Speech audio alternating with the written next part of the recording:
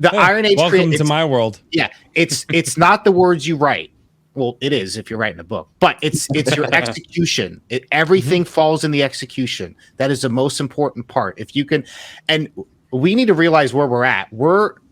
And this isn't insulting anybody because I put myself in this group, but we're trying to figure out how to get our names out there, how to get attention to these projects, but we're kind of small time right now. We need people to take the lead and take charge. And I hope I can do that. I hope you can do that. But when you create your stories, just remember, execute to the best of your ability. Don't execute better than the best of your ability. You have to become better than you were yesterday. Kill your old self and there's a rebirth and you're better for it. And just, that's how you create stories. That's every day. Do that every single day. Truth. Yeah. I was curious, talking about the narration. So did you write it with kind of like a lyrical edge in mind? Because I noticed there were times when it seemed that way, and then other times not as much. Or did you kind of like write the narration and then massage it a bit to try and make it work?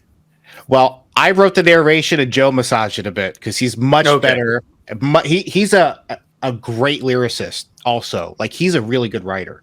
So I wrote basically what the story's about and I give it to him, and I record it too. I'll record so he has an idea of the pacing more than anything. Not really my inflections or anything, but I'll record a track of me. It sounds terrible. And if you guys want to pay me, I'll send it to you so you see how terrible it sounds. But I send it to him and I'm like, again, I just say, do what you do best. And he really puts his own twist on everything. There's a lot of ad lib. There's a lot in the script that I had to change for the text that in the video that you see, of just ad libbing that he did. And I need that because that's not a strong point of mine. So I get to work with somebody who's better than me at that. And the proof's in the pudding. Awesome. Well, I was just kind of curious. I was going to say, what's the length of these? What's the length of the first episode going to be, at least? 17 minutes. I think it's 17 minutes and 3 seconds. But each episode is going to be between 15 and 20 minutes. It's going to be released for free on YouTube. I think with the medium that I'm releasing this, because a lot of people are doing print and physical media, and I think that's preferable to digital media. So I'm kind of cutting against my own grain here. But I think in the way I'm releasing it, I can release it for free without undercutting other creators because it's just different from what a lot of people are doing when I'm doing. But I think 15 to 20 minutes is a good length where it's not that big of a commitment, but it's still long enough to give you something substantial as far as entertainment and, building a story that connects to this longer narrative over multiple episodes. Gotcha. And how many episodes you said there's going to be follow-up, but there's more than just 2, correct? So I'm referring to everything in comic terms. So I call this an issue, like one video is an issue. Okay. I have 2 runs planned. So the first one, the plot's completely, everything's written out. Well, not every piece of dialogue, but the plot is done. I know exactly how the first one is going to go. The second run, I don't have everything yet, but I have exactly how it ends. And it's an epic, again, I use the word personal a lot. It's going to be a very, very personal ending. I really want this it's not going to touch everybody, but the people that it touches, I really want it to impact them like, wow, this is awesome. So, 2 runs. The first run's probably going to be between 6 and 9 episodes. I'm not exactly sure how long it's going to take to get there. If I want to extend or embellish here and there to kind of add to the story, I will. But that's what I'm looking at for the first run. Awesome. I think you're on mute, Crazy. Yeah, Royce, you're muted, bud. Sorry, I was trying to. I was hitting the microphone when I was taking my jacket off because I live in the Midwest, so my basement's really cold, and then I put a jacket on, and my basement's really hot, so I take the jacket off. My air conditioner's back on now, so. What the fuck? Anyway, the joys of living in. Yeah, that's Texas for you. I couldn't. Yeah, I really don't like it. I couldn't. It got up to like 53. I was like, "Ooh, this is wonderful." We were at like 45 yesterday. It was awesome. Anyway, I digress. So, what does your release schedule look like for obviously this being the first episode of Ruthless? What's the release schedule how are you going to manage that time, and what's the frequency of it?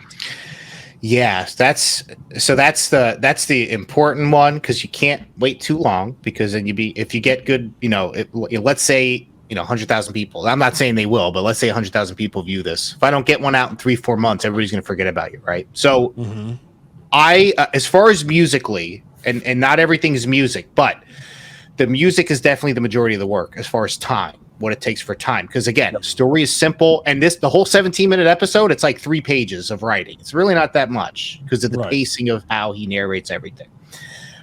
It takes me about 2 months to do the music for this whole thing, but then you have to write the story. You have to work on a narration. There's mixing and mastering. There's coordinating the art with the artist and figuring out what you want with the art. Promotion, reaching out to you, say, hey, I did this, and can I come on your stream and promote it? So there's a lot that comes with it if you really want it to be successful. But I'm hoping that every 3 to 4 months I'll get another issue out. Every 3 to 4 months. So I'm hoping for 3 to 4 issues in 2023. Oh, Love wow. that. And Ruthless definitely belongs in the Iron Age. Dude, Thank you.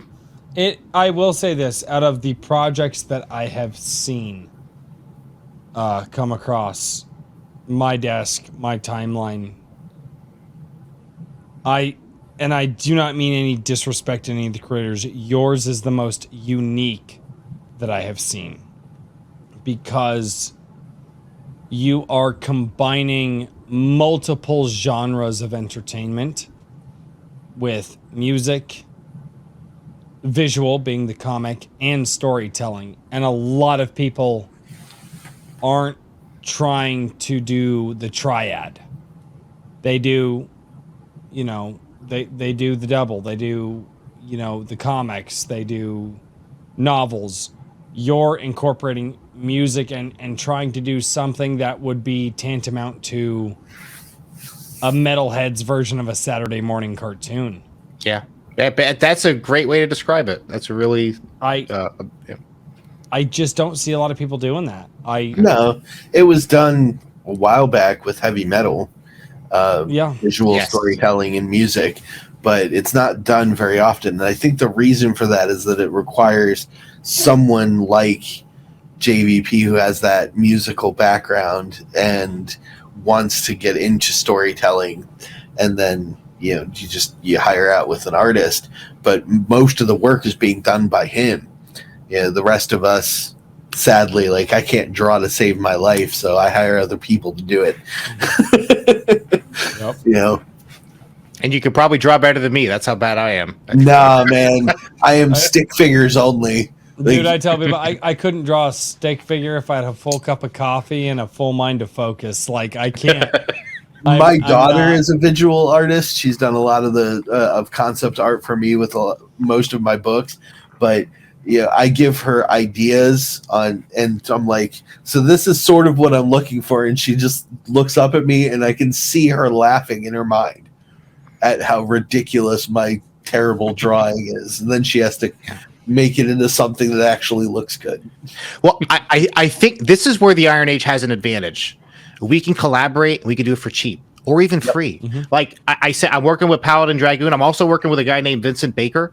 He's creating a tabletop RPG. Oh yeah, that's inspired from Death Note, which to me sounds awesome. So I'm doing a little a song for him for a commercial, and I know I do music, and there's a lot of writers in the Iron Age, but we need to get artists. We need to get writers. We need to get more musicians in the Iron Age. Can't just be me. We need more. True. We need more, and we need quality, and we need to collaborate. Because if you can go and get somebody to do something better than you can, that instantly boosts the quality of your project. Mm-hmm. Be mindful of your weaknesses and search other people out that can fill those gaps for you. That's how we can bring each other up together. Yep. So just keep that in mind. Yeah, that's one of the unsung things that I until now, as I publicly say it on a live stream, have sort of kept under my proverbial hat, is that I operate not just in the financial realm, but off of a bartering system, working with other people. It's something that I've been doing ever since I started writing, but I've kept it under wraps until now. But specifically saying it because you brought it up, collaboration, contribution with each other's work is going to vastly and quickly grow your ability to get your projects done. Well, I have a couple things. First off, I think that taking multimedia, damn right, skunks. I was going to say multimedia approaches to things, so that if you have an IP that you're passionate about, because a lot of this is about developing intellectual properties that are not just one thing, because that's kind of what a lot of consumers have gotten very used to. Sure. They watch a Star Wars movie, put on a Star Wars shirt, play a Star Wars video game, go to a Star Wars themed theme park. They, you know what I mean? Like they go to conventions where people dress up as Star Wars characters. You know what I mean? And obviously that scope is beyond anything that we're capable of at this time, but I think it's something to pay attention to, that there's a lot of value in doing something aside from just being like, okay, I've got a t-shirt and some stickers. I mean, listen, some of your fans might want some t-shirts and stickers and stuff like that, but Redbubble isn't going to provide you everything that you need to engage people on multiple fronts. Right. And so that's why I think something like Ruthless is really interesting, is that you're spanning different mediums. And I think that there's a lot of, I think that there are a lot of, potential places for Iron Age creators of all stripes, like you were saying, to jump in and contribute on something if they feel passionate about it. Absolutely. Because these days it's so easy to create something, especially digitally these days. It can be anything from music to art to like 3D modeling or websites, even whatever. And those skills are extremely low cost and high leverage. Yep. Whenever you're working in the digital realm. Now, getting out of that is another story, but that's why I encourage people. If you have a creator that you like and you want to support them and you're good at something, I mean, make them an offer, and both of your lives can be better that way. Right. So, and we can't compete with Hollywood's budget. No, right? We shouldn't. We lose. No, it's a endless supply of money. Not exactly endless, but functionally. That doesn't mean that we can't deliver quality. We can absolutely deliver quality that can grip an audience. And you don't have to spend millions of dollars on it to do it. We can do it. Yeah, I mean, even if you look back at a lot of the older media, from prior years, I mean, it's really only in the past 2 decades or so that so many budgets have become insanely bloated, and so it's like, I mean, obviously you can talk about like the decline of quality of media and everything else in the past, quite a while now, but at least in the last 20 years. But, and it's obvious that you can't just buy quality, but yeah, you make a good point that it doesn't necessarily cost a whole lot to have quality. It just costs, you time and effort and, your own internal standards.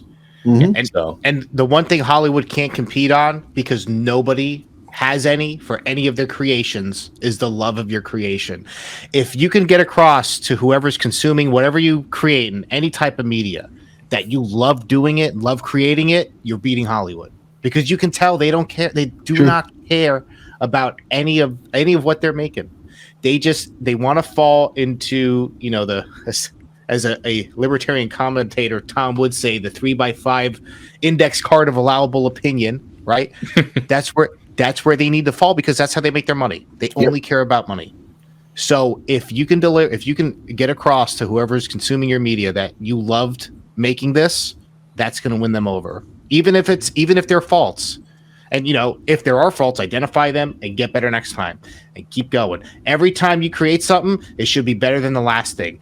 And Correct. If it's not, you're doing something wrong. You need to stop and adjust and get back on track of continuously getting better every time you create something. And thank you all for checking out this clip from Iron Age Nights. Never miss the fantastic conversations that we're having with these creators, and join us at 8 p.m. on Friday nights. We'd love to have you in the conversation, and we would love to introduce you to the fantastic stories that are being created right in front of us. And just remember, become the culture that you want to see.